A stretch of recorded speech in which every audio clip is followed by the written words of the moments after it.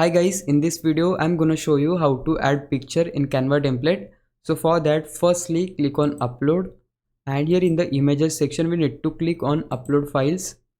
Now select the images which you want to add. The images I want to add are these one, and once you select them just click on open, and yeah, here you can see the images are now uploading here. So we have to wait for some seconds, and as your uploading is done just select the image which you want to add first. The image I want to add first is this one, so I'll just drag it and put on the first image.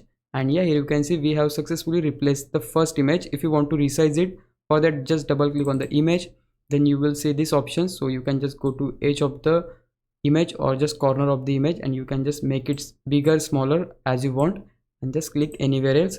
Now similarly we can just add or more images just like this, and similarly I can just make it bigger. Click anywhere else, again select the third image and just put it here.